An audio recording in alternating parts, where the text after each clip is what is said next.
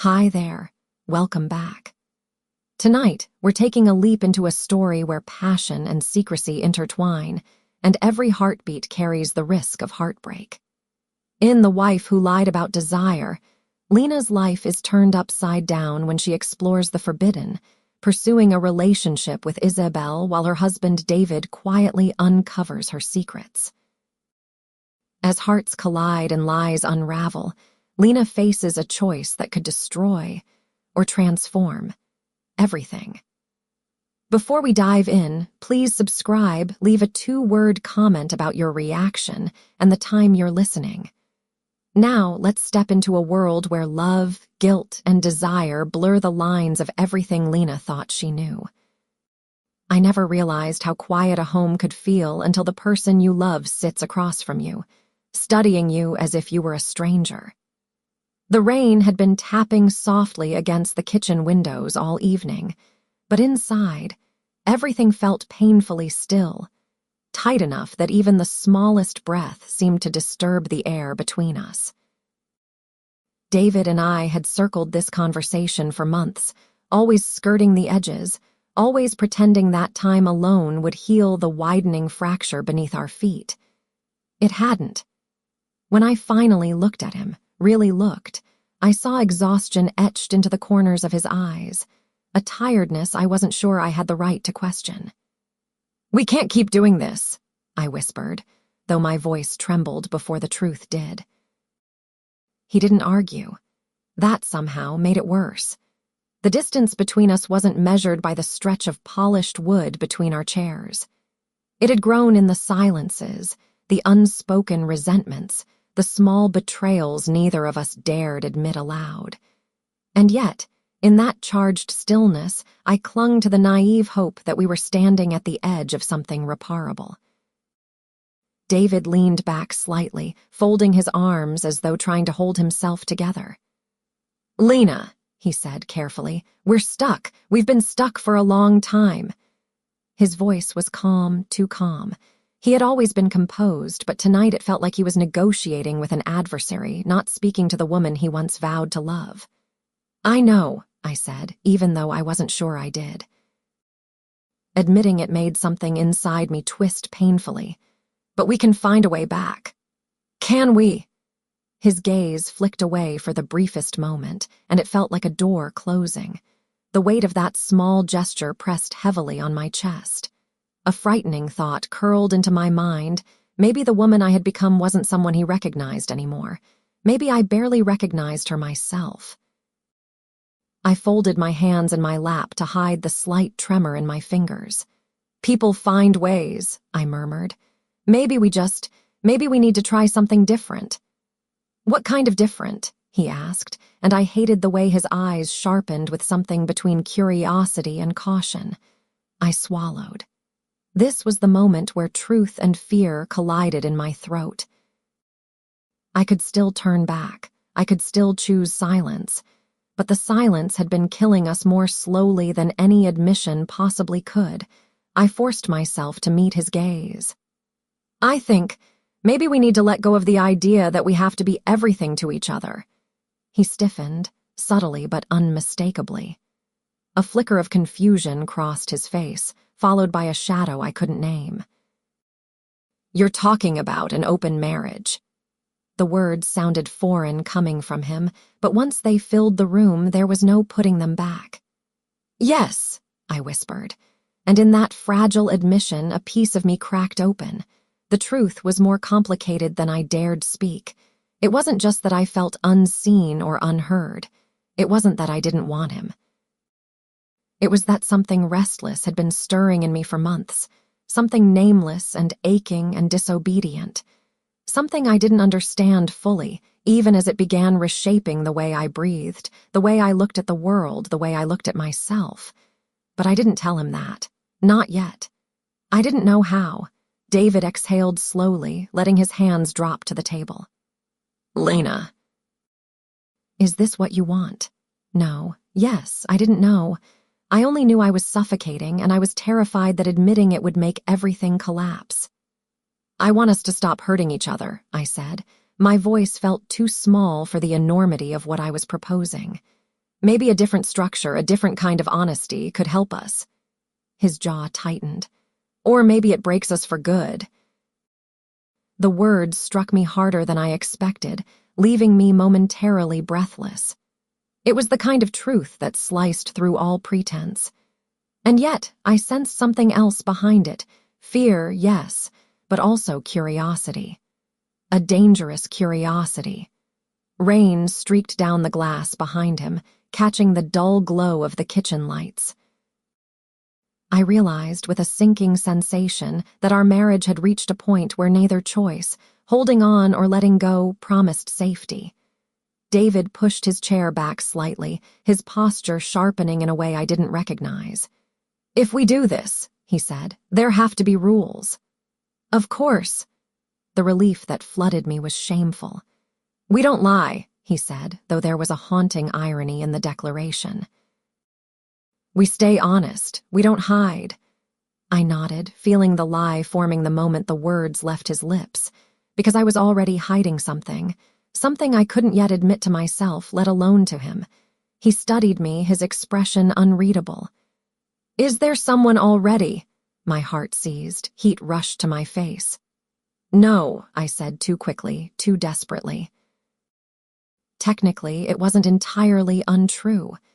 There was no one yet, but there was a desire scattered in my memory. Fleeting glances at women I had never allowed myself to linger on, moments I had pretended didn't mean anything. A growing hunger I couldn't explain. David watched me for a long moment. "Lena, I need to trust you." "And I need to be trusted," I replied softly, hating the way the lie curled around my tongue like smoke. He breathed out, a surrender, a resignation, or something darker, I couldn't tell. "Fine, if this is what saves us, we try it." A chill skittered down my spine. It was done. We had spoken a vow we didn't understand, a pact forged in shadows and desperation. The air shifted, less heavy but more dangerous. As David stood to clear the mugs from the table, I felt a strange flutter in my stomach. Not relief. Not guilt. Anticipation. The kind that frightened me. The kind that whispered of doors I was now free to open. The kind that would soon lead me somewhere I could never return from, somewhere with her. Though I hadn't met her yet, I felt the pull of my future like a tide. I stayed seated long after David walked away, the quiet hum of the dishwasher filling the space between my thoughts. The rain had softened to a whisper outside, and I found myself tracing a fingertip along the rim of my untouched tea mug, replaying every word we had exchanged. We had just agreed to something monumental, something reckless, and yet the world hadn't shifted, the lights hadn't flickered, the sky hadn't split. The kitchen was still the same warm, familiar room, and yet I no longer felt like the same woman sitting in it. When I finally stood, my reflection caught in the darkened window, a ghost of myself, a woman with eyes too bright, too uncertain. I went to our bedroom, expecting to find David sitting on the edge of the bed with elbows on knees, head bowed in that thoughtful way of his. But the room was empty, lights dimmed, bed still neatly made. I found him in his office instead, staring at his computer monitor, though the screen had long gone idle. "You okay?" I asked quietly from the doorway. He didn't turn. "I'm thinking." "About what?" The pause that followed was too long. "About what this is going to look like for us." For us, the words should have felt reassuring. Instead, they carved a hollow inside my chest. "It doesn't have to change everything," I murmured. He finally turned his head just enough to meet my gaze. "It already has." A tremor ran through me, small but sharp enough to sting. I didn't know how to answer that, so I didn't. I stepped closer, slow enough that he could stop me if he wanted to. He didn't move. "David," I said softly, "I want you to know this isn't about replacing anything." "Isn't it?" he asked, voice low, bitter around the edges.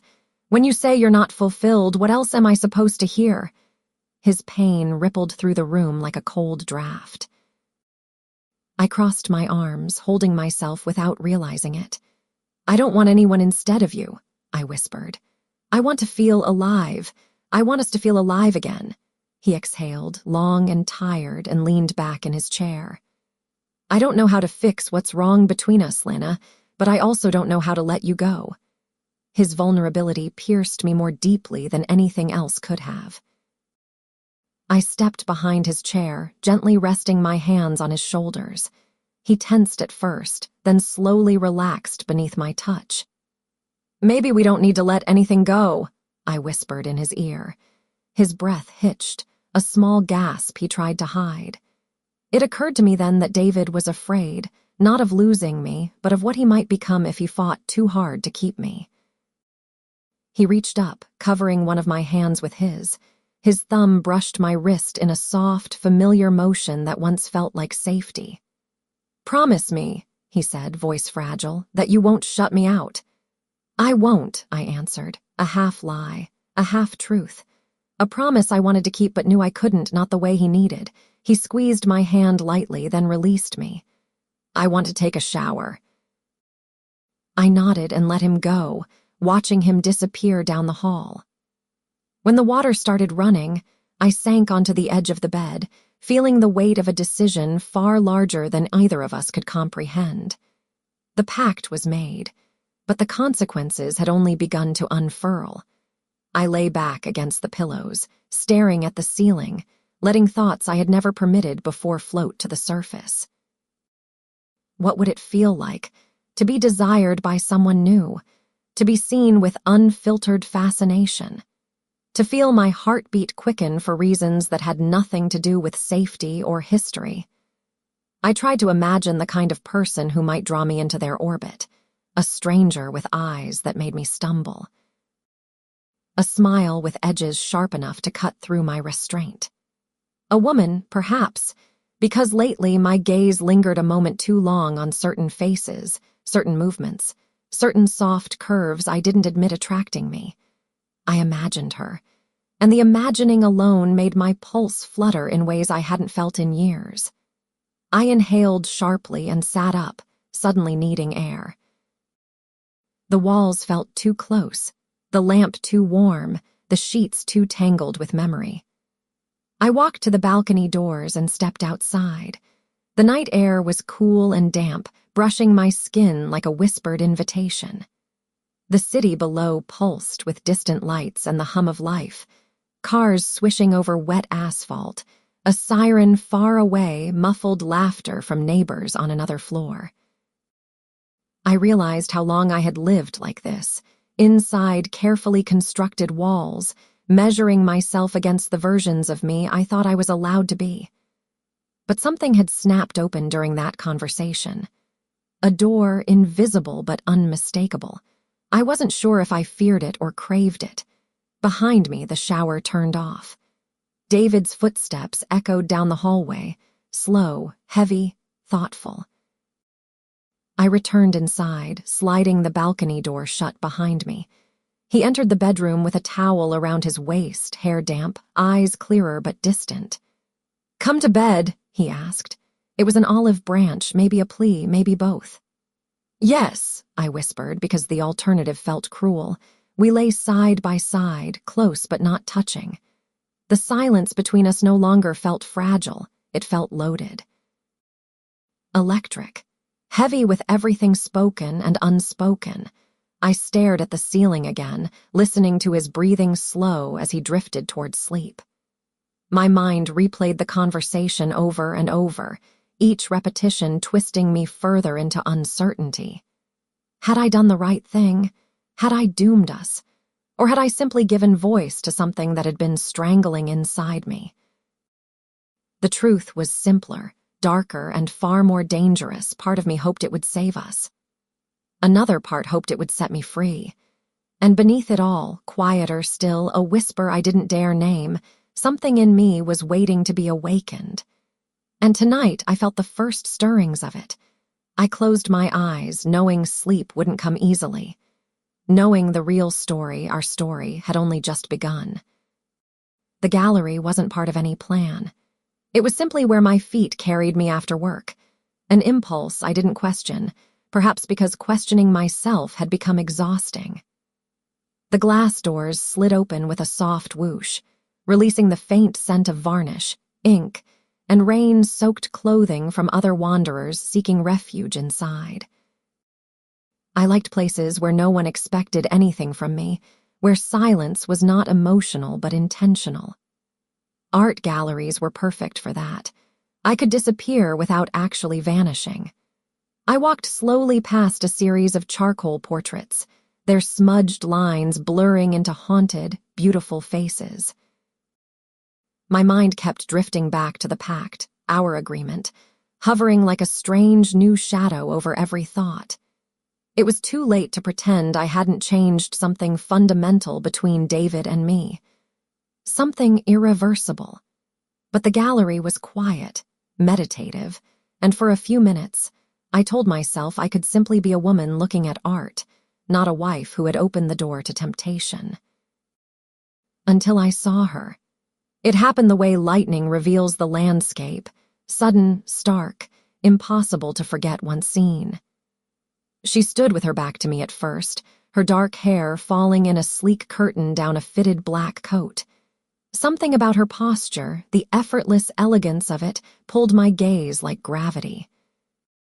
She leaned in toward a painting, a swirl of warm colors, almost like a body in motion, and tilted her head in a way that suggested she saw something I could not. I should have looked away. Instead, I drifted closer, a few steps, then a few more. When she finally turned, it was like being caught in a spotlight. Her eyes, clear, startling, glinting like they held secrets and dared me to ask for them, met mine directly. I felt it. God, I felt it. A shock that wasn't exactly fear or attraction, but some alchemy of both. She smiled first, small, knowing. "Beautiful, isn't it?" she said, voice low and warm like velvet over the edge of a glass. I managed a nod. "It is, I'm still trying to understand what I'm looking at." "It's not meant to be understood," she replied. "Just felt." Her gaze stayed on me a little too long, and I felt my pulse flutter, not in the polite, conversational way that comes from talking to a stranger. No, this was different. "What do you feel when you look at it?" she asked. What did I feel? Heat. Curiosity. The faint, dangerous thrill of being observed by someone whose attention felt nothing short of intoxicating. "I'm not sure yet," I admitted. She chuckled softly, stepping closer. "Most people stare at art hoping it will reveal itself, but sometimes it reveals you instead." Her words slipped into me like a secret I hadn't realized I was keeping. My lips parted slightly, just enough for her to catch the reaction. She did. She saw it, and something in her eyes sharpened as if she'd been waiting for exactly that moment. "I'm Isabel," she said, extending her hand. I didn't hesitate when I took it. I should have. But the touch, warm, firm, lingering just half a second longer than polite, opened something inside me I couldn't name. "Lena," I murmured. "Lena," she repeated slowly, almost tasting the name. "It suits you." No one had ever said my name like that. Not in years, maybe not ever. She turned back to the painting but stayed close enough that her shoulder nearly brushed mine. I was hyper-aware of the inches between us. The electricity there felt almost sentient. "So," she said, "tell me your first impression." I forced myself to look at the painting instead of her. "It's warm and chaotic. I'm not sure if it's comforting or unsettling." "Why not both?" she said. "Most real things are." My breath caught. I glanced at her.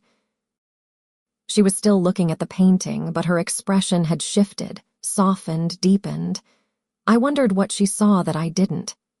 "Do you come here often?" The moment I asked, I regretted it. It sounded too eager. She didn't tease me for it. Instead, she turned to me fully, her shoulder brushing mine this time. The delicate contact sent an unexpected shiver across my skin. "Often enough," she said, "but not usually at this time of day." "Me neither." "So we're both here by chance." A pause. "Or maybe not." The way she said it, I felt the implication bloom inside me like a bruise in reverse, dark, blooming, strangely beautiful. I shouldn't have entertained it. I was still wearing my wedding ring, for God's sake. Not that she seemed to care. Her eyes flicked to it once briefly, then returned to my face with an unreadable expression. "Do you enjoy art?" she asked. I hesitated. "Moments like this, quiet spaces," she smiled slowly. "That's not what I asked." There was no hiding from that kind of attention. Not when she stripped every layer of pretense with a single look. "I think I want to," I said truthfully. Her eyes softened again. "Then maybe you're not here by chance at all." I felt my breath catch again, this time because I understood something terrifying. She was dangerous, not in any obvious physical sense, but emotionally, spiritually. Dangerous to the carefully bound life I had spent years stitching together, and yet not a single part of me wanted to walk away. A voice inside me, small, frantic, familiar, whispered, "This is exactly why you made the pact.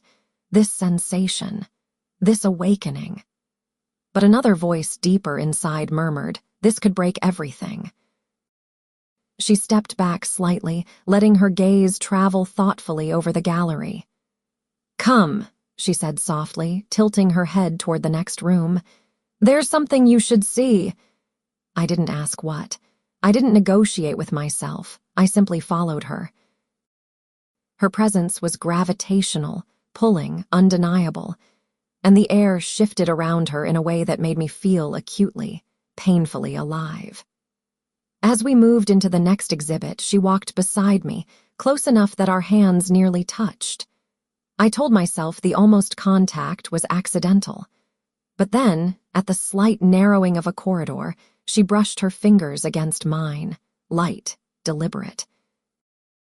I hadn't been touched like that in years, not with intention, not with curiosity, not with want. And the moment it happened, something deep inside me, something I'd buried under years of marriage, routine, and fear, opened like a door unlatched. I should have pulled away. Instead, my fingers brushed back, just barely. Just enough to answer. God help me, I thought. I was already falling. I didn't mean for the night to linger the way it did. I told myself I would only stay a few more minutes, just long enough to seem polite, just long enough to steady my heartbeat after Isabel's unexpected effect on me. But something in me didn't want to leave. Not yet. Not when she was still standing across the room, half-shadowed, watching me as though she were trying to read every unspoken thought behind my eyes. When she approached again, the soft hum of the gallery faded, replaced by the quiet pull of her presence. "So," she murmured, tilting her head toward the painting behind us, "do you always get this lost in artwork, or is it just this piece?"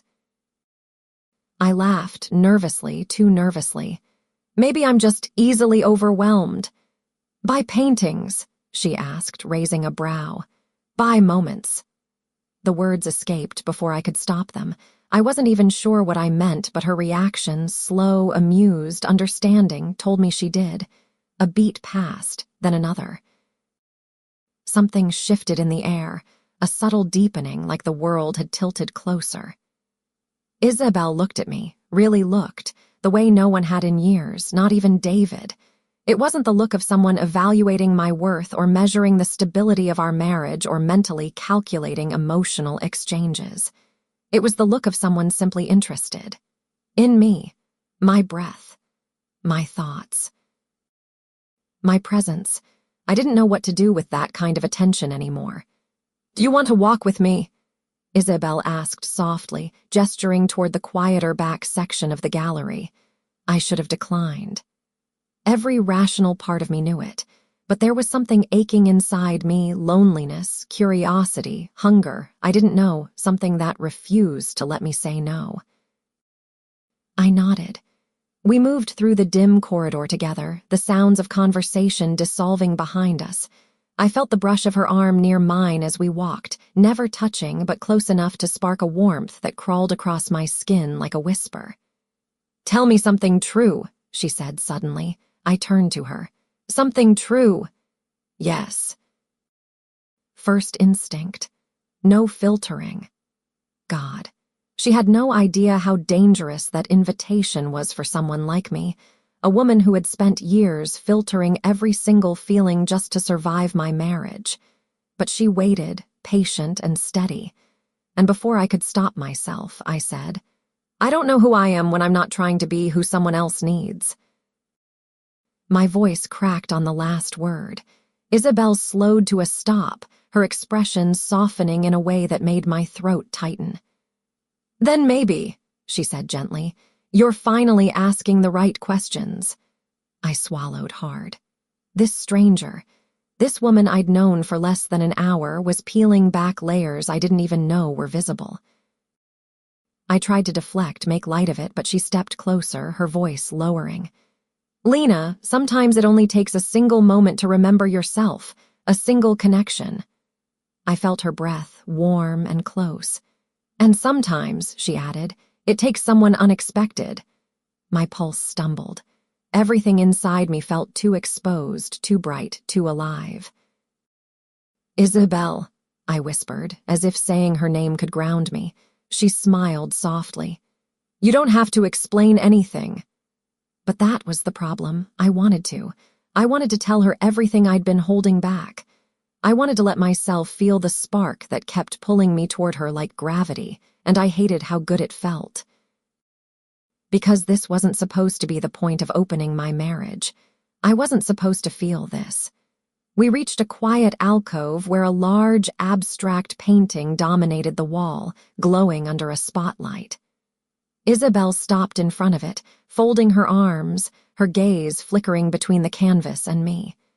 "What do you see?" she asked.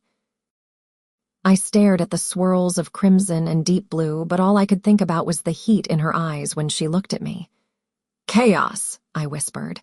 "And underneath," I hesitated, and then softly, truthfully, desire. Her breath hitched just slightly, barely perceptible, but enough. A spark danced between us, sharp and electric. Neither of us moved. Neither of us spoke. We simply stared at each other under the gallery lights, something unspoken tightening between us like a pulled thread ready to snap. And deep down, I knew I wasn't imagining this. She felt it too. I had never been more terrified or more alive. Isabel's voice finally broke through the silence. "Lena, I'd like to see you again." My heart stuttered. I should have stopped. I should have walked away. Instead, I breathed. "I'd like that."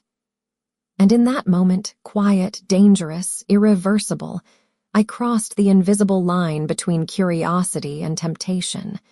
A line I would never be able to uncross. I told myself I wouldn't message her.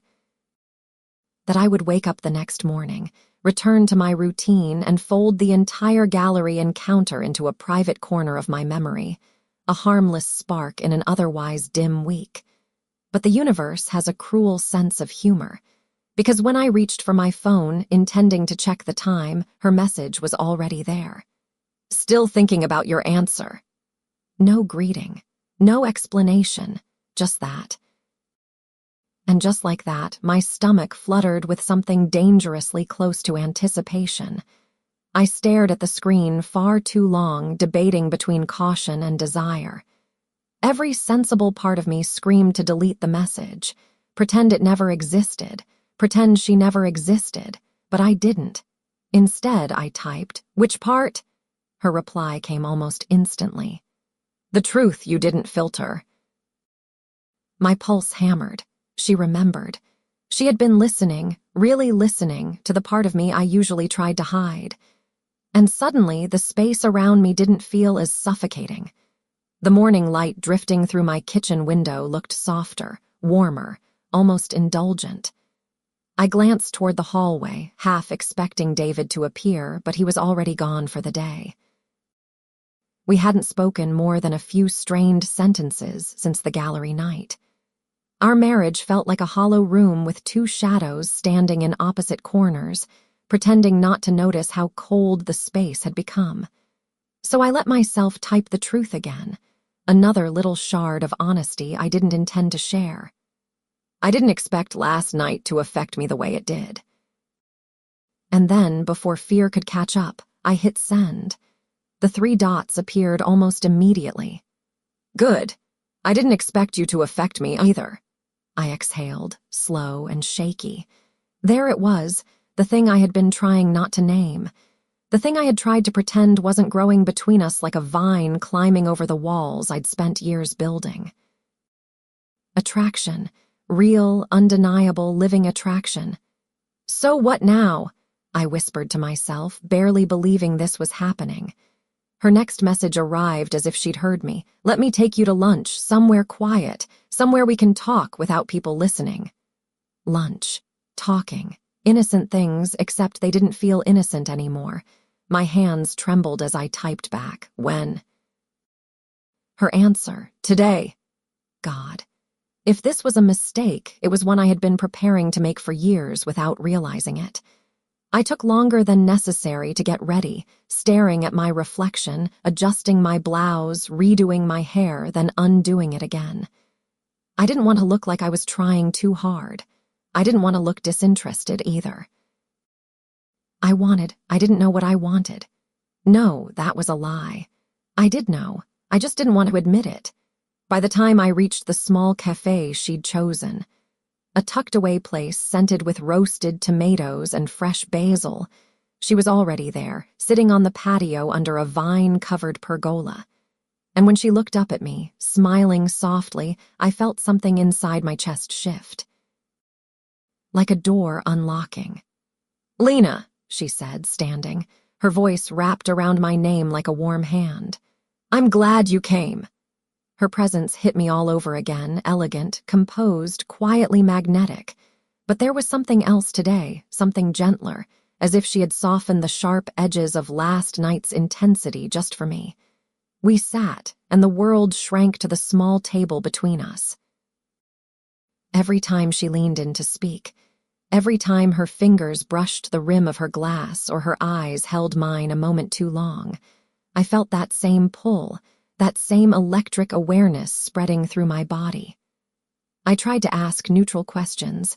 "How long have you been working in the art world? Do you always go to events like the gallery opening?" Harmless questions. Or they should have been. But nothing felt harmless with her. Isabel studied me with a tenderness that both calmed and unsettled me, as if she understood more than I said. As if she was quietly unearthing parts of me I had buried to survive.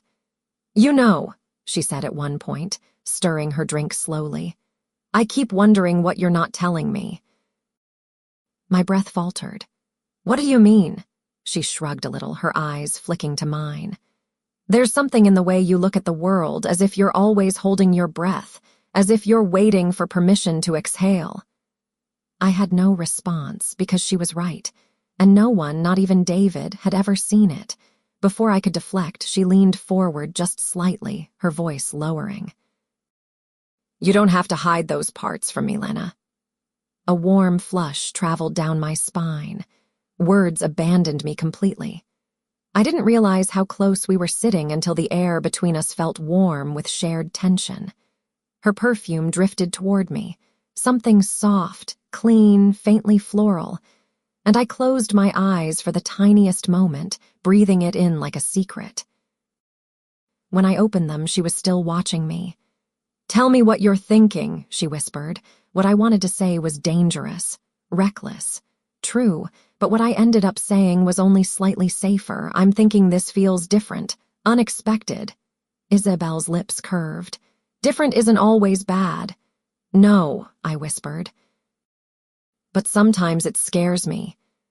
"And yet," she murmured, her fingers brushing mine just once, just enough to ignite every nerve ending, "you're still here." My breath caught. I didn't pull away. I didn't want to. And in that quiet, breathless moment, I realized the truth I'd been avoiding. I wasn't just tempted. I was falling. I don't remember leaving the cafe. Not really. I remember the warmth of her fingers brushing mine again when we both reached for the check. I remember the ripple of heat that traveled through me when her eyes held mine a second too long.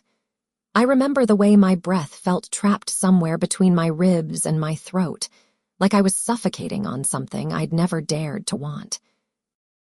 But the walk back to my car, a blur. The drive home, non-existent in my memory, all I could think was, how did I get here? How did she become a storm I didn't know how to stop wanting? By the time I stepped through the front door, the house felt wrong. Not dangerous, just wrong. Like a coat that didn't quite fit anymore. David wasn't home yet.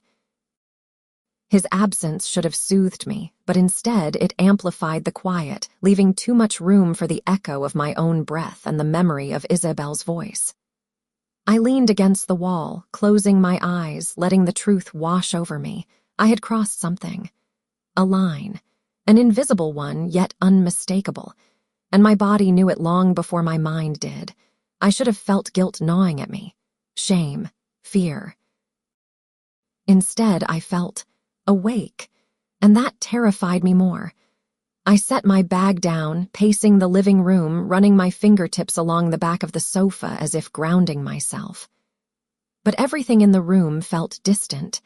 David's books neatly stacked, the framed photographs on the wall, the scent of the orange wood candle he'd lit the night before. All of it suddenly felt like a life I had borrowed, not one I lived. I grabbed my phone without thinking, maybe to distract myself, maybe to anchor some part of me in reality again, but she had texted first. I didn't want lunch to end. I stood there in the center of the room, heart thudding, staring at her words, simple, undeniable, terrifying. My thumb hovered over the keyboard far longer than it should have, and then I typed, neither did I. 3 dots appeared. So let it continue, I swallowed hard. How? I typed. She sent only an address, downtown, a studio loft. Subtle, but not subtle enough. I typed nothing for a long time. The address glowed on my screen like a dare. Hours later, after telling myself I wouldn't go, after pacing the house until my legs ached, after opening and closing my wardrobe 3 times, I found myself standing in front of the mirror again. I didn't look like myself. Or maybe I looked too much like myself, the version I had kept buried under years of compromise and emotional quiet. Hair tousled but intentional, soft makeup barely visible, a blouse that felt like a whisper against my skin. My favorite earrings, simple, gold, understated. I didn't remember putting them on. At some point, I just stopped resisting. I grabbed my keys. The city lights shimmered through my windshield as I drove. Every street looked sharper, more alive, as if the world had been dimmed until today. My pulse never slowed, not once, not even when I parked and stared up at the tall brick building where she waited. The elevator ride felt endless. By the time I reached her floor, my heartbeat was everywhere, my neck, my wrists, the hollow of my throat. I almost turned back. But the door opened before I had a chance to knock. Isabel stood in the doorway, barefoot, wearing dark jeans and a soft, loose sweater that made her look disarmingly human. Not a fantasy, not an illusion, real. "Lena," she whispered, as though she wasn't sure I would actually come. I stepped inside, my breath shallow. Her loft was warm, filled with low amber light from vintage lamps, their glow melting into the wooden floors. Large canvases leaned against the brick walls, half painted, half forgotten. The faint scent of cedar and vanilla lingered in the air. It wasn't seductive. It wasn't staged. It was intimate. And that made it far more dangerous. "I wasn't sure you'd show," she admitted, closing the door gently behind me. "I wasn't sure I would either," I whispered. She didn't come closer. She didn't touch me. She didn't even reach for my coat. Instead, she studied me with that quiet, searching expression, as though she wanted to memorize every shift in my breath. "What changed?" she asked softly. I exhaled, trembling slightly. "Everything, nothing, I don't know." She stepped forward just enough that the warmth of her body reached me like a soft tide. "Can I show you something?" she asked. My throat tightened. "Yes." She led me to one of the canvases propped on an easel near the window.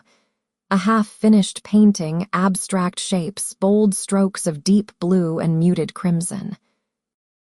"It's unfinished," she said, "but something about it felt like you." Why? My voice was barely audible. She touched a dark stroke of color, fingers hovering but not quite pressing into the paint. Because it holds tension, but also softness. It wants to pull in two directions at once. It's afraid to be seen fully, but terrified of being ignored. My breath cracked at the edges. I don't know how you see so much, I whispered. She turned to me fully now, her eyes reflecting the soft light of the room. I see what you're trying not to say. Something inside me broke open. She reached up, slowly, giving me every chance to step back, and tucked a loose strand of hair behind my ear. Her fingers lingered, tracing the edge of my jaw with a tenderness that weakened my knees. Tell me to stop, she whispered. I couldn't. I didn't want to. Instead, a truth spilled out, soft and trembling. I haven't felt like this in a long time. Her hand slipped to the side of my neck, gentle but grounding. And I haven't felt like this in longer, she murmured. The world fell quiet. No marriage contracts, no rules, no consequences. Just the unspoken gravity pulling us closer, breath by breath. I closed my eyes, not to escape her, but to surrender to the moment I had been running from since the gallery. Lena, she breathed, inches from my lips. If you want me to stop. I don't, I whispered. And with those two words, I stepped fully into the fire I had been circling for far too long. I told myself I would go home before David did. I told myself I would wash the scent of Isabel's loft from my skin, steady my voice, smooth my hair, rehearse my lies until they felt like truths. But when I finally left her place, twilight had already slipped into night, and the air felt different, charged, almost metallic, like the world had shifted in a way the sky couldn't hide. The drive home was a restless blur. I replayed every moment with her, every shiver of connection, every breath that felt too full to contain. My pulse kept rising and falling like the swell of a tide caught between two moons. By the time I reached my street, I knew I wasn't ready to face him, not because I feared accusation, but because I feared recognition. If David looked at me too closely, if he saw how alive I felt, he would know. He would feel it in the spaces between my words. He always did. When I stepped inside the house, the lights were on, and he was sitting on the far end of the sofa, angled toward the doorway as if he'd been waiting. Not impatiently, not angrily, just waiting. Hey, he said, too evenly. I froze for a second, my keys still in my hand. Hi.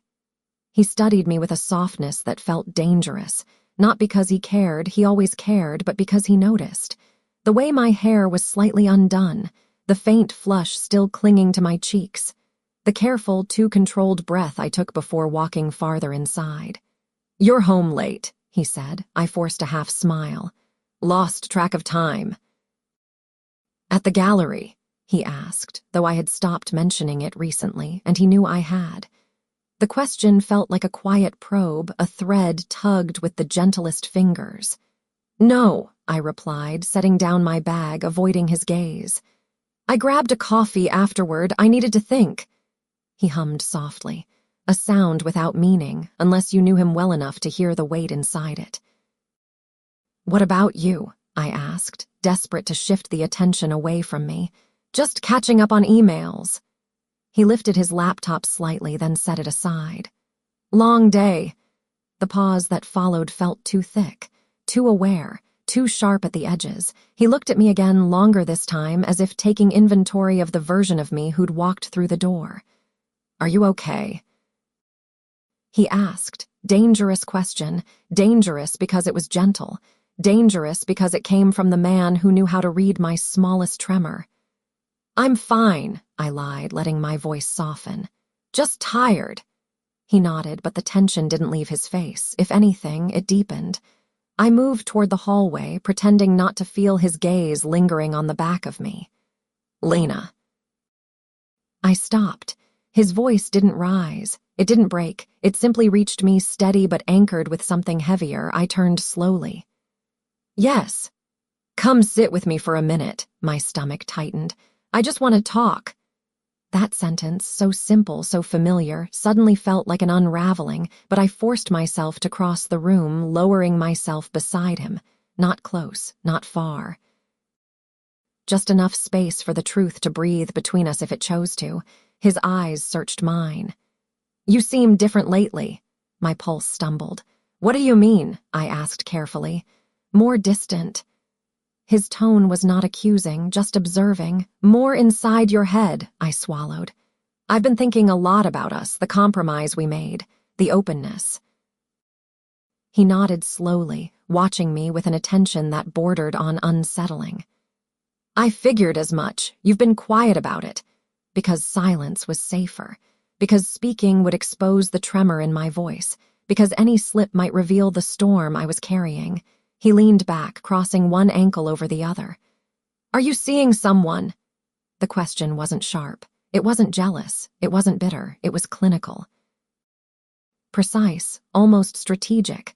I froze for half a beat too long, and he noticed. His eyes flickered just enough to betray that he had. "I'm not judging," he said softly. "We agreed to this." "Yes," I whispered. "We did." "So," his voice remained steady, patient. "Is there someone?" My throat tightened. I chose my lie with care. "There's someone I've talked to, but it's nothing serious." He absorbed that, nodding once. "I see." The quiet after that stretched, humming like a wire pulled too tight. Then he said something that made the air leave my lungs. "I just want you to be honest with me, Lena. That's the only rule we had." The only rule. I felt the weight of it press against my ribs. He reached out, gently brushing his thumb along the back of my hand. The gesture was tender, almost loving, but something beneath it felt colder, calculated, like he was testing the texture of truth through my pulse. "You know you can tell me anything," he murmured. I forced a nod, trying not to recoil from the implication, from the intimacy he offered so carefully. But I knew, somewhere deep, that he wasn't asking for reassurance. He was searching for confirmation, trying to decide whether my lie had seams he could pry open. After a moment, he let my hand go and leaned back. "I'm going to grab a drink," he said, standing. "Do you want something?" "No," I replied, my voice barely carrying. "Thank you." He walked toward the kitchen, his steps quiet, controlled. And as soon as he disappeared around the corner, I exhaled shakily. Not just from guilt, but from the sudden, haunting realization he wasn't just suspicious. He already knew something. Not everything, not the truth, but enough. David didn't confront anything until he had proof. He didn't question unless he already had an answer, and that meant he was waiting for me to slip. Waiting for me to show my hand. Waiting for something he believed was already inevitable. My double life had awakened something in him, something watchful, something methodical, something I had underestimated. The danger wasn't in my desire anymore. It was in the fact that he had started to see it, and the echoes of that realization pulsed through the house like a warning I could no longer ignore. I tried to focus on the mundane things, folding laundry, rinsing dishes, even scrolling through old emails, but my mind refused to settle. Every shadow in the apartment, every faint sound outside the windows made me flinch. I was hyper-aware, not because David was home, but because he wasn't. And yet, I knew he was watching. I caught myself glancing toward the hallway, imagining him stepping into view, calm, calculating, eyes narrowed in quiet judgment. I hated that he could do this to me without raising his voice, without accusation. Just that presence, that unspoken weight, made my chest tighten and my stomach coil into knots. Then my phone buzzed. "Isabel." "I've been thinking about you." My pulse quickened, a dangerous rhythm, one I wasn't ready to justify even to myself. I typed back slowly, every word deliberate, "Me too." The 3 dots appeared. "Then let's see each other again." Even now, just the prospect sent a shiver through me. I knew it wasn't safe. I knew it was reckless, but I didn't care. Not entirely. I glanced toward the window, imagining David returning early. What would he see in me if he caught me texting her? What truths could he read in my eyes before I spoke a word? I shoved the thought away, but it lingered like smoke in a room. Later, when he came home, he was quieter than usual. There was no greeting, no casual inquiry, just a measured observation, like a predator circling its prey. I felt it immediately. He knew, or at least he suspected far more than I had allowed myself to admit. "Dinner?" he asked, voice low, steady. I nodded mutely. My appetite had vanished hours ago. He didn't press further. Instead, he watched me move around the kitchen, noting every tremor in my hands, every hesitation in my step. I felt exposed, as though he could see the invisible strings I'd tied myself with, the threads of deceit I had convinced myself were hidden. I poured water into glasses, hands shaking slightly. "I'm fine," I lied, the words tasting bitter on my tongue. He leaned against the counter, arms crossed. "I hope so," he said softly, not accusing, not pleading, just waiting, watching. That was worse than any confrontation, because I knew he was quietly unraveling my story, examining each fragment of truth to see which parts could be held against me, which parts were already gone beyond repair. After dinner, he disappeared into the study. I lingered in the living room, heart still hammering, mind racing. I tried to focus on the mundane again, tidying, rearranging, but it was futile. The tension between us had shifted. I could feel it in the air. I realized then that David's suspicion wasn't idle, it wasn't fleeting. It was precise, methodical, and worst of all, it was patient, the kind of patience that waits for a mistake, a slip, a crack in the carefully maintained mask. And I knew, with an icy certainty, that sooner or later he would find it. The next days passed in a blur of stolen moments and half-whispered texts. Every interaction with Isabel left me trembling, breathless, and dizzy with desire I could neither define nor deny.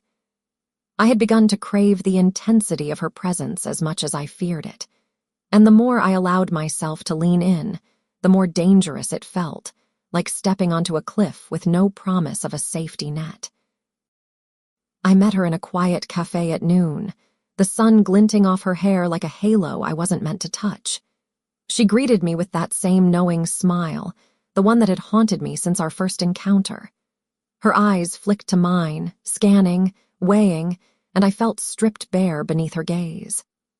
"I missed this," she said softly, sliding her hand across the table toward mine. The touch was innocent by any standard, yet every nerve in my body screamed in recognition. My fingers hovered, torn between retreat and surrender, and then, inevitably, I let them fall into hers. "Me too," I whispered, though the truth was far more complicated than mere longing. I was afraid, terrified even, but the danger only made my pulse race faster. There was a thrill in knowing that what we had wasn't meant to exist, and yet somehow it did. We talked. We laughed. We shared little secrets that felt monumental in the context of our connection. Every word she spoke wrapped around me, tethering me closer to a reality I wasn't allowed to indulge in. I realized, with a mixture of awe and dread, that I had never felt such clarity in my life. Every cell in my body recognized that I was alive in a way I hadn't been since. Ever. And yet, the thought of David was never far. I could feel the weight of our pact pressing down on me, reminding me that the life I had constructed with him still existed outside this bubble of passion.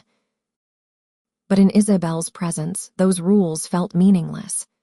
The world outside her eyes and her touch didn't exist, or at least I tried desperately to make it so. After lunch, she led me to a quiet park nearby. The air was crisp, tinged with the scent of early autumn, and we walked side by side in silence. Each step felt charged, heavy with unspoken desires, each glance a confession I didn't dare voice aloud. My body ached to reach for her, to close the distance between us, yet a part of me still hesitated, knowing the consequences that lurked just beyond the horizon. "I like the way you move," she said suddenly, breaking the fragile silence. Her words weren't flirtatious. They were observational, intimate, and somehow unbearably personal. "You what?" My voice betrayed me, soft and almost trembling. "The way you exist," she said simply. "The way you inhabit your life, even with so many walls around you." I felt the heat rising in my cheeks, and I couldn't meet her gaze. Because if I did, I knew she would see the truth. How desperately I wanted to tear down those walls, even if only for her. And then the moment shifted. A subtle lean, a pause in her breath, a lingering hand near mine, as if she were asking for permission without uttering a single word. I wanted to pull back. I should have. But the pull between us was magnetic, inevitable, consuming. I let my hand brush hers, just enough to confirm the connection that had been building since that first glance in the gallery. Electricity pulsed through me, warm and urgent, and I felt dizzy with longing and fear all at once. We sat on a bench beneath a maple tree, leaves scattering like fiery confessions at our feet. Isabel's hand found mine again, this time intentionally, threading her fingers through mine as if claiming a fragile territory in the chaos of our lives. I closed my eyes, leaning slightly into her warmth, allowing myself to succumb to the tension I had fought for days. "I've wanted this," she whispered, almost reverently. My breath caught. I don't know if I should," I admitted, voice breaking slightly. The words were honest, but the truth was more complicated than a simple refusal. I wanted her. But I also feared the inevitable collapse of the life I had known with David. She tilted her head, studying me with an intensity that both unnerved and enthralled me. "Then let me show you that wanting doesn't always mean wrong." And in that instant, my heart betrayed me. I leaned closer. She leaned closer. And the air between us ignited, a slow burn that neither of us could deny nor extinguish. Every rational thought screamed to stop, to turn away, to return to the safe boundaries of my marriage. But my body, my mind, and every pulse of my being wanted to surrender. And so I did. I didn't see him come home. At least I didn't consciously notice. One moment I was still wrapped in the heat of the park, Isabel's fingers entwined with mine, lingering in ways that felt both forbidden and inevitable. The next, I was inside our apartment, and the world felt suddenly smaller, colder, and heavier. David's presence was subtle at first, like a shadow pooling in the corners of the room. I could feel it before I could see it, a quiet, precise awareness that he had been observing, calculating. I wanted to close my eyes, to sink into the couch and pretend nothing had changed, but I couldn't. Every fiber of me was alert, as if he had already known what I would admit to only in my own mind. "Welcome home," I said, voice lighter than it felt, trying to anchor myself in civility. He didn't respond immediately. Just tilted his head, eyes narrowing ever so slightly, as if measuring the truth behind my carefully curated facade. My stomach twisted. That look, so familiar, so intimate, made me suddenly hyper-aware of every word I might stumble over, every flicker of emotion I failed to suppress. "You're different," he said finally. His voice was soft, controlled, almost teasing, but it carried an undercurrent I couldn't ignore. I laughed nervously, forcing a casual shrug. "I guess life has been busy." He didn't smile. Not really. Instead, he leaned back, resting his hands on the counter, studying me with an intensity that left me exposed. "Busy how?" I hesitated, the taste of lies heavy on my tongue. "Just work errands, normal stuff." David's eyes flickered, not with anger, but with that familiar precision I had long ago learned to respect and fear. The way he saw me, really saw me, left no room for pretense, and in that moment I realized he had already noticed. He had already pieced together something of the puzzle I had thought invisible. "I'm going to ask something," he said, leaning forward slightly, voice deceptively calm, "and I want a straight answer." My throat tightened. "Okay. Are you seeing someone? The question hit me like a blow I didn't want to acknowledge. I froze. I tried to summon a lie, some harmless deflection, but the words felt brittle, incapable of holding the weight of what he already suspected. I began, faltering, heart hammering. It's complicated. He didn't move, didn't flinch, didn't interrupt, just waited. That patience was sharper than any accusation, more precise than any shout. It cut straight to the core. I see, he said finally, voice quiet, not angry. Not disappointed. Observing, calculating, waiting. I felt the walls around me tremble, and in that trembling I knew he would not act impulsively. He would not lash out, he would maneuver. Wait, strategize, until my secrets or my desires revealed themselves fully. Later that evening, when the apartment had quieted and I thought I might breathe freely, my phone buzzed. Isabel. Thinking of you. I shivered, my pulse spiking with both longing and fear. Every glance, every word from David lingered at the edge of my mind like a blade I couldn't ignore, yet I typed back. Thinking of you too. Meet me. The address she sent was familiar, our secret refuge. My heart raced. My hands shook. I knew the danger. I knew the impossible tension of stepping toward desire while the watchful eyes of my husband lingered unseen. And yet I couldn't stop myself. By the time I reached her loft, the city streets glimmered with muted lights, shadows stretching like fingers of warning. I parked, heart hammering, hands trembling. I couldn't shake the sensation that every step I took was watched, every decision monitored. David's quiet calculation haunted me, more terrifying than any confrontation could ever be. Isabel opened the door before I knocked. She smiled softly, a warmth that made my chest ache, and I wanted to dissolve into her. But the shadow of David lingered at the edges of my mind. His subtle suspicion, his methodical observation, it had already begun to close in, a net I couldn't see. She led me to her studio, the space filled with the scent of paint, cedar, and something uniquely her. I wanted to forget everything else, the watchful husband, the fragile marriage, the rules we had set. I wanted only this, the warmth of her hand, the intensity in her eyes, the dangerous pull of our connection. And for a moment, I allowed myself to sink entirely into the collision of emotions I had been avoiding. Desire, guilt, fear, passion, all mingled into a potent mix that left me trembling. I knew even then that nothing could stay as it was. Every stolen touch, every lingering look, every whispered word was pushing me and us toward a breaking point. And somewhere deep in my chest, I feared that the fallout would be devastating.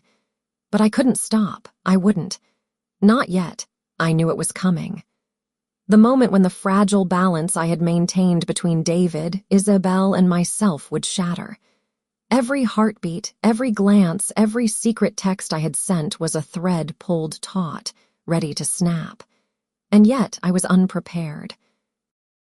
I never could have anticipated the precision with which David would strike, not with anger, but with cold, measured certainty. He didn't raise his voice when I returned home that night. That was the first sign that everything had changed. He stood in the living room, one hand resting against the doorframe, the other holding a glass of wine. His posture was deceptively casual, but the way his eyes scanned me, calm and relentless, told me he had gathered every fragment of truth already. "Sit down," he said, voice quiet. Commanding but not angry, I froze. Something in that tone, a subtle authority, the kind you obey because it pierces deeper than fear, made my limbs heavy. I moved to the sofa slowly, like a dancer stepping into the final act she has no choice but to perform. He poured himself a sip of wine, watching me the entire time. His gaze wasn't accusatory. It was clinical. Calculating. Observing, like he was dissecting my every thought without ever touching me. "Lena," he began, "I know about her." My heart stopped. I couldn't speak. I couldn't even breathe. "You don't have to tell me," he continued softly, almost soothingly, "because I've already pieced it together." Every lie I had constructed, Every careful evasion unraveled in the space of that single sentence. I could feel my control slipping. My stomach turned, and my hands twisted nervously in my lap. I started, but the words stuck in my throat. I know about Isabel, he said again, this time leaning forward slightly, as if closing the distance physically would somehow help me feel the weight of my choices. I know about the lunches, the loft, the texts, all of it. Don't even try to deny it. I've been patient, watching, waiting, giving you every chance to be honest, and yet here we are. I couldn't look at him. I wanted to vanish. I wanted to curl up and disappear into some shadowed corner of the room where he couldn't find me. The betrayal of my own desires, once thrilling and intoxicating, now felt like a leaden weight pressing against my chest. I didn't think it would matter, I whispered finally, barely audible. We agreed to this. He cut me off with a shake of his head, soft but deliberate. That was the lie you built for yourself. We agreed to openness, yes, but honesty was the rule. You broke that rule the moment you let her in without telling me. I felt tears sting my eyes, not just from guilt, but from the realization of how far I had drifted from the person I thought I was. The life I had tried to preserve with him was slipping through my fingers, dissolved by the very desire I had convinced myself was harmless. David's voice softened, but the edge remained. Do you understand what you've done, Lena? Not just to me, to us. I tried again, but the words failed me. He set his glass down on the table with a soft clink, leaning back into the sofa with a measured calm that made my chest ache. You've opened a door, Lena, and I can't close it for you, but I can make sure you feel the consequences of walking through it. I felt the first real sting of fear. Not fear for my safety, not physical danger, but the kind that gnaws at your soul. The kind that comes when someone you love, someone who knows every corner of you, decides to dismantle everything you thought was secure. I didn't mean. You didn't mean to lie, he interrupted, voice low, steady, but you did. And now you have to face it, face her, face me, face yourself. The words hung in the air like a storm cloud ready to break. I felt dizzy, unmoored, like the ground beneath me had shifted irrevocably. Every plan I had made, every escape I had imagined with Isabel, now seemed impossibly fragile. David reached out, resting his hand briefly on mine, not in comfort, not in affection, but as a reminder of the stakes, of the truth, of the life we had shared and the betrayal that threatened to annihilate it. I'm not done, he whispered, almost to himself. But you will answer for this. And in that moment, I realized that the passionate storm I had been chasing with Isabel was no longer the most dangerous thing in my life. David had become the quiet, methodical force I could not outrun. The emotional collision I had feared had arrived, and it was far worse than I ever imagined. I could feel the weight of his gaze, pressing into me with an intensity that left me breathless. David didn't raise his voice, he didn't need to. Every inch of him, his posture, the tilt of his head, the sharp calm in his eyes, spoke of a power I had never fully acknowledged, and now that power was aimed directly at me. I want to understand, he said softly, yet there was an undercurrent of steel that made my stomach tighten. I want the truth, all of it. All of it. The words echoed in my mind like a warning bell. I wanted to retreat, to curl inward and pretend that the past weeks, the lies, the stolen moments with Isabel had never happened. But I knew that wouldn't work. Not with David. Not anymore. I swallowed hard, forcing my voice to remain steady. I thought opening the marriage would help us. I wanted to feel alive again, and I didn't mean to hurt you. He leaned back slightly, folding his arms, observing me as though weighing each word. Alive. His tone was soft, almost incredulous but sharp beneath the surface. Is that what this is? You felt alive while lying to me? I flinched. He had cut through the delicate veil of my rationalizations with surgical precision. I wanted to explain, to justify, to beg for understanding, but every word I considered seemed hollow, inadequate. I didn't know how to stop, I whispered. The admission felt like ash on my tongue. Stop. He echoed. Lena, you weren't supposed to need stopping. You were supposed to be honest. That was the only boundary, and you chose to ignore it. The room seemed to shrink around me. The walls I had built, carefully maintained, full of subtle lies and half-truths, were crumbling, brick by brick. Every heartbeat reverberated with guilt and fear. I realized then that the consequences of my desire were far larger than I had allowed myself to imagine. David rose, moving closer. Not aggressively, not violently, but deliberately, with a controlled power that left me instinctively shrinking back. He paused just a few feet from me, and I could feel the tension radiating from him like heat from an open flame. Lena, he said, voice quiet now, but heavy with something I couldn't name, you've chosen your path, and now you'll face the aftermath. I wanted to argue. I wanted to tell him that my love for him hadn't disappeared, that my affair hadn't erased the years we had spent together. But I knew he wouldn't hear it. Not now, not like this. His anger wasn't loud or explosive. It was measured, simmering beneath a veneer of calm that made it infinitely more dangerous. I sank back onto the sofa, unable to meet his eyes. I don't know what to do, I admitted, the words raw, trembling, desperate. He exhaled slowly, pacing once, twice, his movements controlled, deliberate, like a general planning his next maneuver. You'll find out soon enough, he murmured.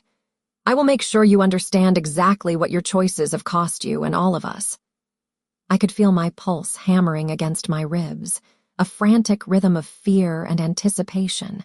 His words weren't threats, not explicitly, but they carried a weight far heavier than any raised voice ever could. The subtle promise of calculated consequence settled over me like a winter frost. I realized then that nothing would ever feel safe again. My secret, once thrilling, had become a target. Every touch, every glance, every stolen whisper with Isabel had set something in motion I could not undo. And David, calm, precise, unyielding, was already orchestrating the reckoning I had feared but never imagined would arrive so soon. I tried to speak, to plead, to find some fragment of understanding or mercy, but the words stuck, suffocating me in their inadequacy. My chest tightened with guilt and panic. The emotional collision I had been hurtling toward was no longer theoretical. It had arrived, full force, and there was no escape. I was trapped between two worlds, one of unrestrained desire and one of devastating truth.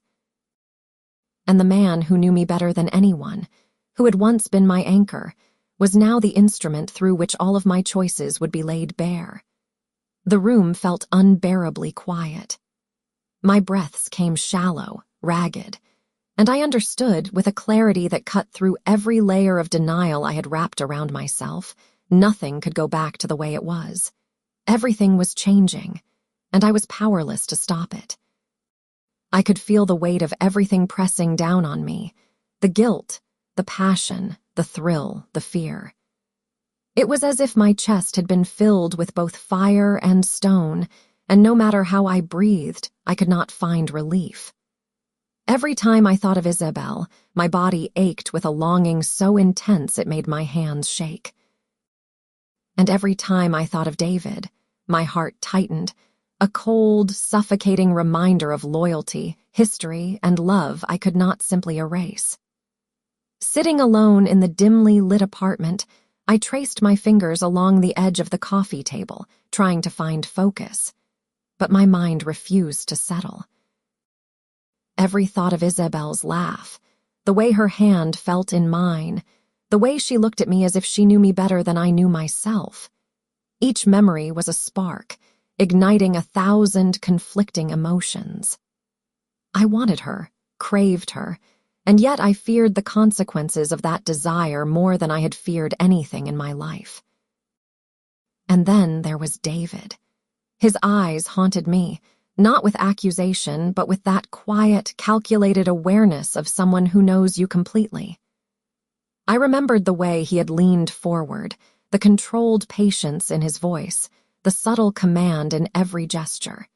He was waiting for me to unravel. And I felt the terrifying certainty that he would, in his own way, force me to confront every lie I had told, every secret I had kept. I couldn't breathe without thinking of both of them at once, of the soft warmth of Isabel's fingers intertwined with mine, of the firm, unyielding presence of David that had been my anchor for so long.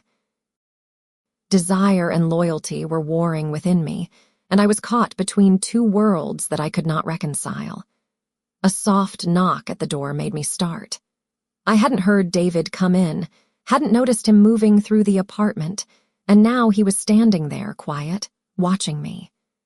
His presence alone made my pulse race and my stomach twist. I wanted to speak, to beg, to explain myself, but every word felt like a betrayal, not of him, but of the truth that I was only beginning to see in myself. "Lena," he said quietly, almost gently, "we need to talk, really talk." I nodded mutely, unable to form a coherent reply. My throat was dry, my body tense, every nerve alight with anxiety and desire all at once. I wanted to retreat, to hide in some shadowed corner of the apartment, but I knew it was impossible. I had already crossed lines that could not be uncrossed. He gestured for me to sit, and I obeyed instinctively, as if some invisible cord bound me to his presence. He didn't reach for my hand, didn't attempt to comfort me. Instead, he simply watched, waiting for me to meet him where he was, at the intersection of truth and consequence. "I know about her," he said, and I flinched. It was not an accusation. It was a fact, a simple acknowledgement that cut through every rationalization I had clung to. "And I know what she means to you." I couldn't speak. The words caught in my throat. Every lie I had told, every justification I had built, dissolved under the weight of his understanding. And yet, his next words made my heart tremble in a way I could not have anticipated. "You also mean something to me," he continued, "and I'm not willing to let that go lightly." The honesty in his voice, the unflinching gravity of it, shook me to my core. I felt the ache of desire for Isabel and the ache of devotion for David collide in a way that left me dizzy, unsteady, and painfully aware of the impossibility of my situation. I wanted both. I wanted the passion, the awakening, the thrill that Isabel gave me. And I wanted the stability, the history, the depth of David's love. But the truth was unbearable. I could not have them both without shattering everything. Tears blurred my vision. My hands trembled. I realized with a sinking weight that the reckoning was not external. It was within me. My heart was divided, my desires conflicted, and the choices I faced were nothing short of impossible. "I don't know what to do," I admitted, voice breaking. I can't choose." He reached out, brushing a thumb along my jawline, and it was both comforting and terrifying. "Then you have to," he said softly. "Because the longer you hesitate, the more we all suffer." And in that moment, I understood the magnitude of the storm I had set in motion. The collision between love, desire, loyalty, and betrayal had begun. The reckoning of the heart was here, and I was standing at its center, trembling, burning, and utterly unprepared. I couldn't breathe, not properly. Not with the weight of everything pressing against me, the desire for Isabel, the devotion to David, the guilt gnawing at my insides like a persistent ache. My heart had become a battlefield, every pulse a reminder that I could not sustain both fires without being consumed. I thought of Isabel, her laugh, the brush of her hand, the way she made the world seem luminous and urgent. I remembered the way she looked at me as if she knew the secrets I hadn't even admitted to myself. My body longed for her, craved the reckless abandon that she brought into my carefully ordered life. And yet, that craving now carried the sharp tang of fear, because David was here. I could feel his presence even when he was quiet, his eyes tracking me, reading the smallest tremor of my lips, the slight falter in my hands. He didn't need to say anything. I could feel the calculation behind his calm, the quiet understanding that he had already uncovered more than I had confessed. And that realization, more than any confrontation, shook me to my core. "I can't stop thinking about her," I admitted finally, my voice trembling. The words felt like an admission of sin, a confession of weakness. I don't know if I can." David's gaze softened ever so slightly, though the steel beneath remained. "And yet you can't stop thinking about me either," he said quietly. "Is that the truth?" The question pierced me, laying bare the duality I had been trying to ignore. He was right. I was divided. Torn. I wanted Isabel in ways that made my pulse race, my skin tingle, my mind spiral. And I wanted David in ways that were equally consuming, grounding, and terrifying. Tears stung my eyes. I couldn't speak. I couldn't formulate a lie, nor could I voice a justification that would satisfy either of us. The only truth was that my heart had expanded beyond the confines of one love, and in doing so, I had created a fracture that threatened to destroy everything. He stepped closer, slow and deliberate, closing some of the space I had been clinging to. "Lena," he murmured, voice low and measured, "you need to make a choice. Because I cannot be half of someone's life, not you, not anyone." The words struck me harder than I anticipated. I had convinced myself I could navigate both worlds, that I could have Isabel and David without complete devastation. But his presence, his clarity, shattered that illusion.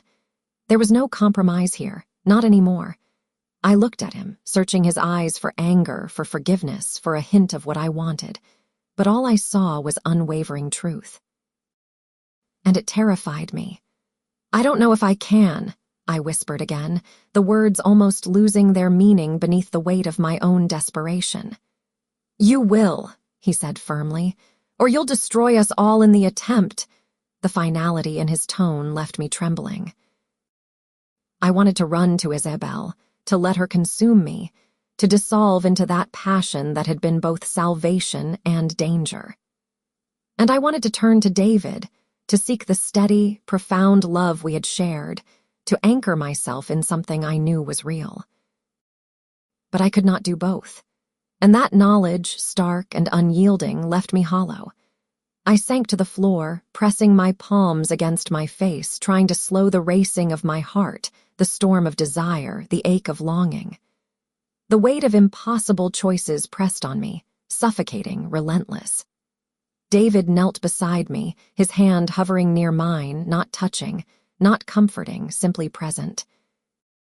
The silent assertion of his control, his understanding, was more overwhelming than any accusation could have been. I realized then, with a clarity that terrified and liberated me simultaneously, the reckoning had arrived. I would either choose and risk heartbreak, betrayal, and guilt, or I would remain in the liminal space of desire and deception, destroying everyone in my orbit. And as I looked up at him, into the depth of his unwavering gaze, I understood nothing would ever be the same again.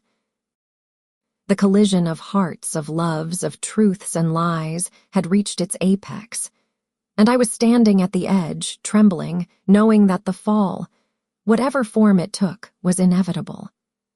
I had never imagined that desire could feel so dangerous, so intoxicating, and yet so suffocating all at once. Every step I took toward Isabel felt like stepping closer to a fire I could neither control nor escape. And every glance at David reminded me of the life I could lose with a single misstep. The two of them existed in parallel within me, each a pull in a different direction, each demanding a devotion I could not entirely give without fracturing myself. That evening, I met Isabel in the loft. The city lights glimmered faintly through the tall windows, painting her face in a golden haze. She smiled at me, that magnetic, knowing smile that had become both my temptation and my torment. I wanted to run to her, throw myself into her arms, but the image of David's eyes, his calm, measured observation, haunted me. "I missed you," she said softly, stepping closer. Her voice was honey and fire all at once. "I've been thinking about you constantly." I swallowed hard, heart racing, torn between exhilaration and guilt. "I've been thinking about you too," I admitted, unable to resist the pull. "More than I should." Her hand brushed mine, an innocent touch and yet electric, dangerous, commanding. I shivered, knowing that every stolen touch, every word exchanged, was a betrayal I could never fully undo. And then the thought of David cut through me like ice.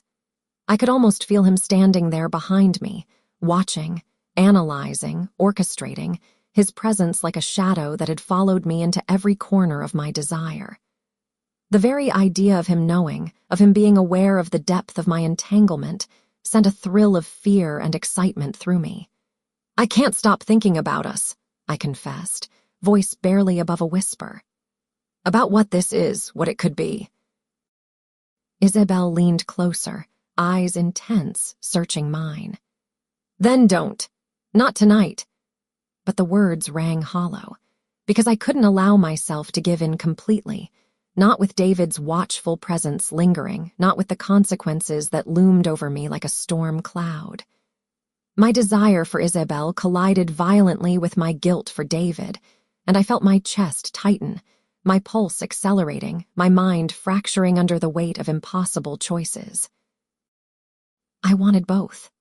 I wanted the fire and the anchor, the recklessness and the safety, and yet I knew the two could never coexist without destruction. The night stretched on, and the tension between us became almost unbearable. Every glance, every subtle brush of hands, every unspoken word carried the weight of my divided heart. Isabel's longing mirrored my own, yet her presence was a reminder of everything I had risked, everything I had lied for, schemed for, hidden. And then, without warning, David arrived. Not with a confrontation, not with anger, but with a quiet, measured awareness that stopped me cold. He didn't speak immediately. He simply entered the loft, eyes sweeping over the room, noting every detail, every expression.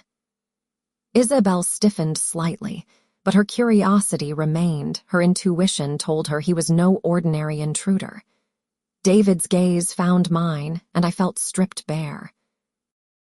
There was no need for words.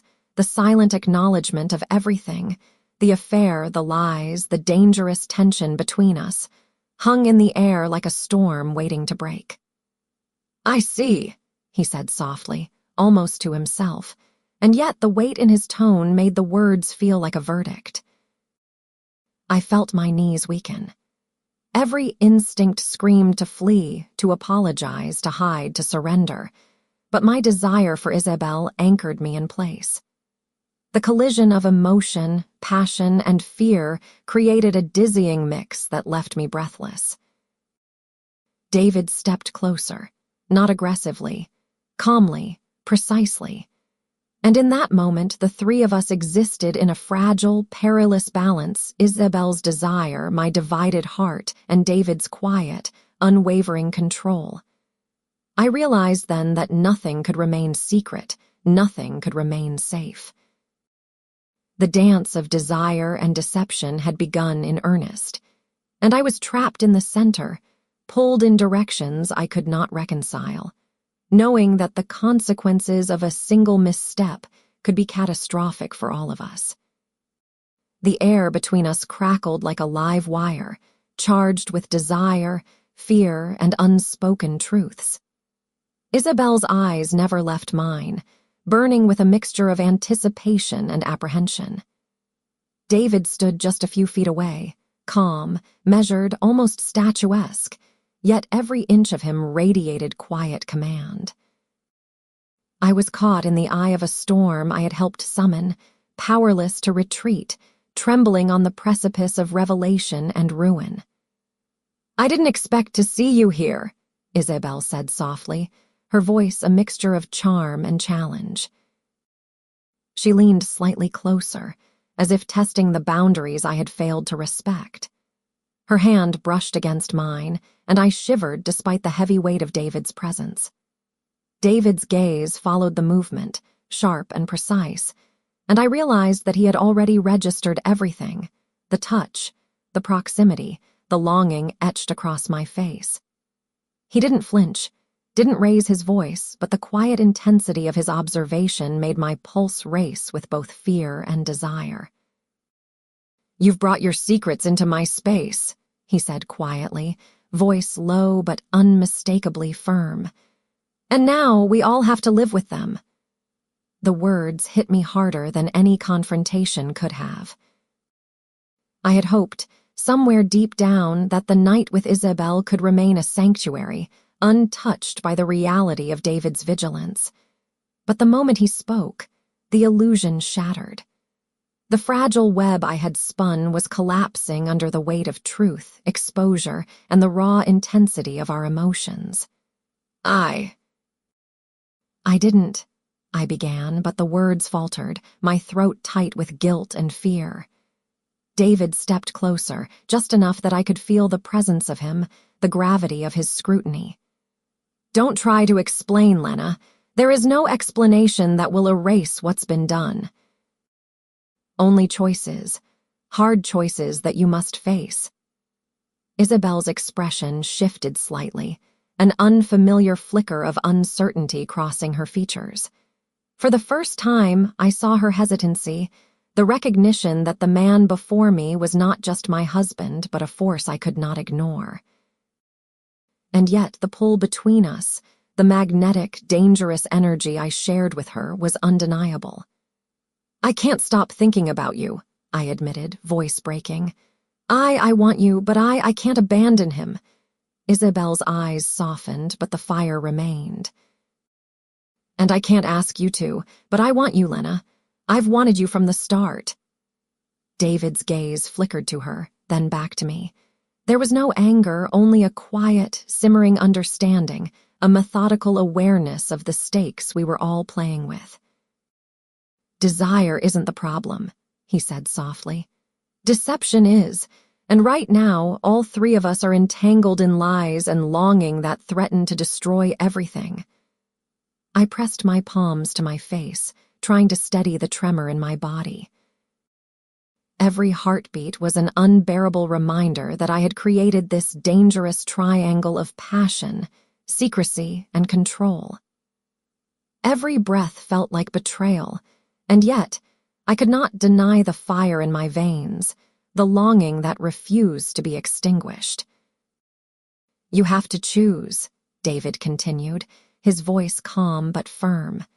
"Because indecision will ruin us all. Not just me, not just her, but you. And you've already been caught in the consequences far longer than you realized." The words echoed in my mind like a drumbeat I could not ignore. I wanted to run to Isabel, to surrender to the passion and freedom she offered. And I wanted to turn to David, to cling to the stability and history we had shared. But I knew, deep in my bones, that there was no safe middle ground. The room felt impossibly small, every movement, every glance magnified. Isabel's hand brushed mine again, tentative yet insistent. David's eyes held me captive, unyielding. And in the center of it all, I realized the truth: my heart could not hold both without shattering completely. I can't," I whispered, voice trembling. "I don't know if I can choose." David knelt slightly, lowering himself to my level. "Then you must," he said, almost tenderly. "Because choosing, or failing to choose, will define everything from this moment onward." I closed my eyes, letting the intensity of the moment wash over me. Desire, guilt, love, longing, fear, all of it collided, consuming me entirely. I knew that the dance of desire and deception had reached its peak, and the consequences would be irreversible. And in the silence that followed, I understood that nothing could ever be the same again. The apartment felt impossibly empty the next morning, though the city outside was alive with movement. I moved through it like a ghost, every step echoing with the weight of my choices. Isabel's laughter, David's calm scrutiny, the stolen touches and whispered promises, they all hovered around me, unrelenting.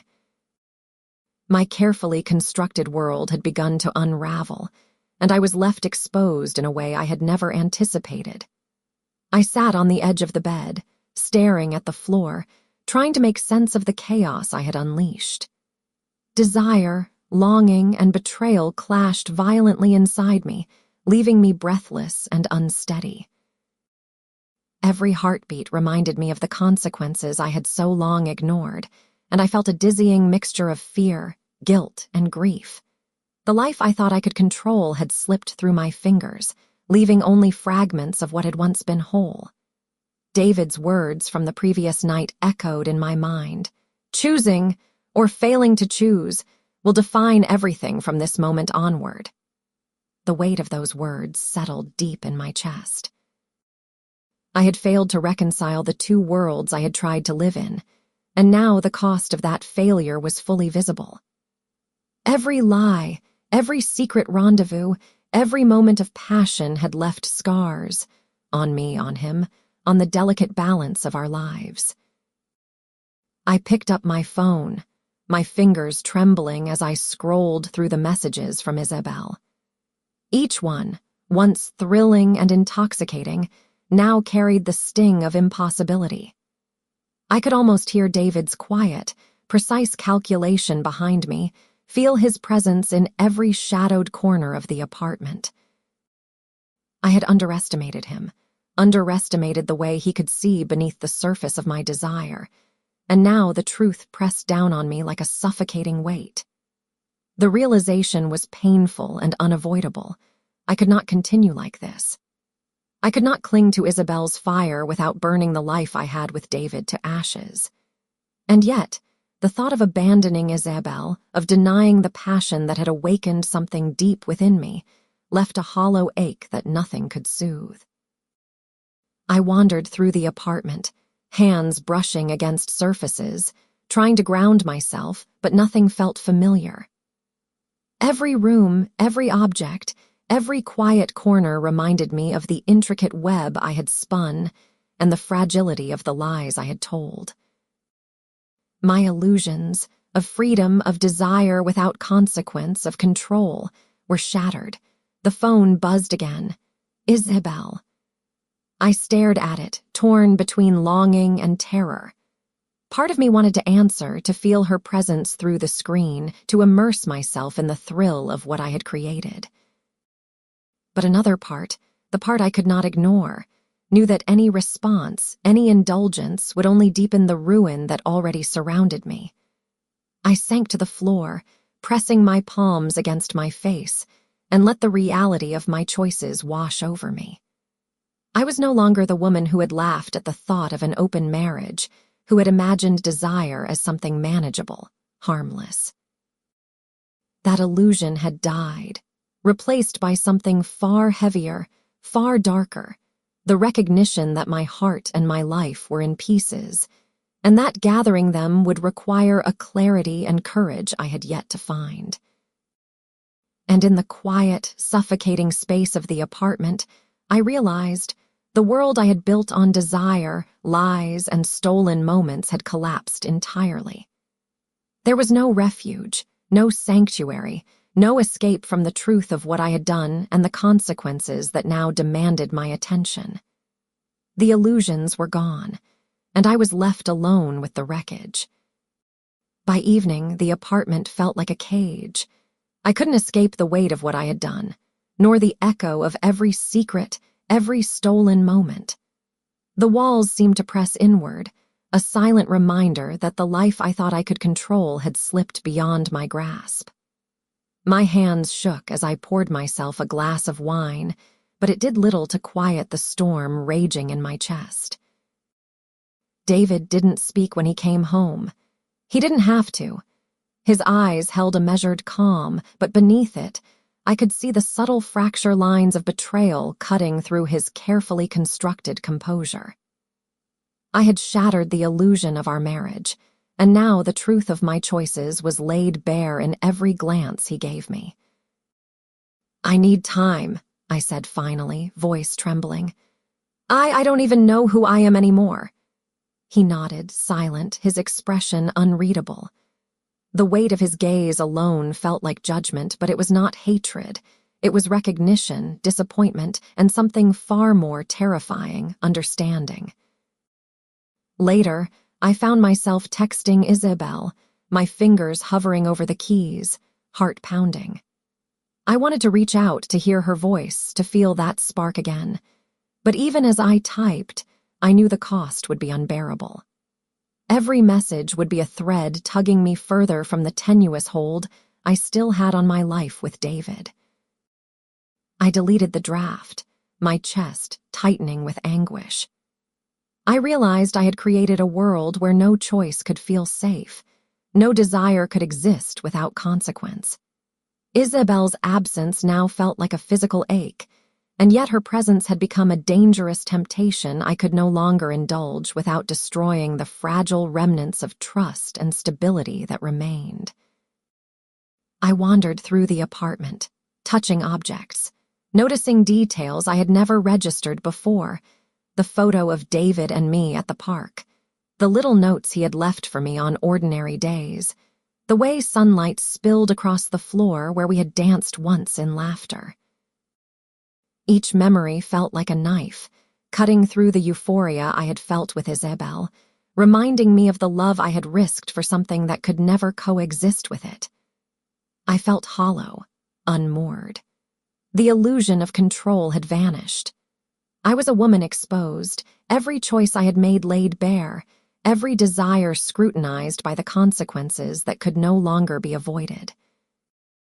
And then the phone rang. I didn't answer. I couldn't. It was Isabel, undoubtedly, and every instinct screamed at me to pick up. But the rational part of me, the part still clinging to the remnants of my life with David, knew that to answer was to step further into chaos.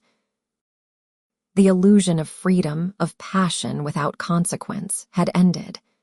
The cost of my choices was no longer theoretical. It was real. I sank to the floor again, tears streaming down my face.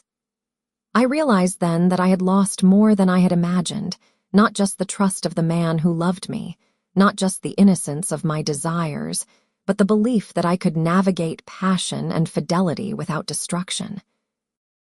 The shattered illusions lay around me like broken glass, and I was bleeding from the cuts I had inflicted upon myself. I had wanted desire without consequence.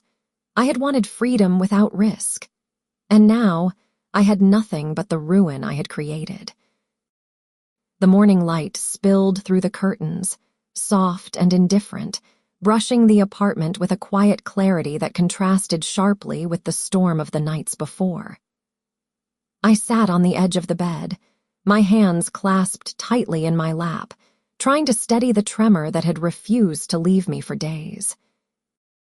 Everything felt fragile, my heart, my mind, my very sense of self. But for the first time, I allowed myself to breathe. David's presence in the room was calm, measured, but it carried the weight of everything we had endured. He didn't reach for my hand immediately. He didn't offer a comforting word. Instead, he sat a few feet away, waiting, allowing me the space to confront the reality that had been forced upon us. "I can't pretend that nothing happened," I said quietly, voice shaking. "I know I've hurt you, and I've hurt myself too," he nodded slowly. "And I know that nothing we do can undo it, but we can choose what comes next. Together or apart, but consciously this time." The gravity of his words settled over me like a dense fog. It was not an ultimatum. It was a challenge, an invitation to honesty, an acknowledgement that the only way forward was through clarity, not illusion. I realized then that the chaos, the longing, the heartbreak, the deceit, it had all led to this point. A reckoning not just with David, but with myself. Later, Isabel arrived. The tension in the air was palpable, a mixture of residual desire, guilt, and anticipation. She didn't speak immediately, nor did I. We existed in a charged silence, three hearts entangled in a web that had been spun by choices, secrets, and desires that could not be denied. I began, faltering. Words failed me. I wanted to tell her everything, to apologize, to explain, to justify, but the enormity of the situation defied language. She stepped closer, placing a tentative hand on my arm. "I understand," she whispered. Her eyes held both yearning and sorrow. She had known all along that our connection carried risk, and now she was facing the truth alongside me. David's eyes met mine, and I could feel the subtle shift of trust returning, fragile but undeniable. He had chosen to remain, to confront the truth, and in doing so, he gave me a chance. Not a guarantee, but a possibility. A possibility of reconciliation, of understanding, of a love that had endured tests I could never have predicted. I took a deep breath, realizing that the future was no longer a script written for me, but a canvas I had to navigate consciously, deliberately. Every choice from this point forward would carry consequence, yes, but it would also carry meaning. For the first time in weeks, I allowed myself to meet both of their gazes without flinching. I understood that desire, love, and trust could coexist, but only through honesty, courage, and acceptance of the past. There was no erasing, no undoing, but there was possibility. And in that quiet, sunlit room, I realized that the equilibrium we would find would not be simple, or conventional, or without scars. But it could exist, and I would step forward into it fully awake, fully aware, fully accountable for the heart I carried and the loves I had ignited. The chaos had not destroyed us. It had transformed us. And for the first time, I allowed myself to hope. The apartment was quiet in a way that felt almost sacred, a fragile calm that followed weeks of storm. I stood in the center of the living room, heart still thrumming with tension, yet steadier than it had been in days. David and Isabel were on opposite sides of me, each reflecting a different part of myself, each demanding a reckoning that I could no longer avoid. "I need to be honest," I said, my voice trembling but resolute. "I cannot erase what has happened. I cannot undo the passion I've felt for Isabel, nor the betrayal I've caused you, David. But I can choose how I move forward, and I want to do it with clarity, with truth, with all of us understanding what we mean to each other." Isabel's eyes softened, and I saw the flicker of hope mingled with apprehension. "I don't want to hurt you anymore," she said quietly. "I want what's real, even if it's difficult." "I want you, Lena, but I also want you whole, not torn between us and consumed by guilt." David's gaze met mine, steady and unwavering. "And I want us to survive this," he said. "Not just the marriage, not just the desire, but the truth of it all. I can forgive, but only if we face it together, without hiding, without lying, without pretending the past never happened."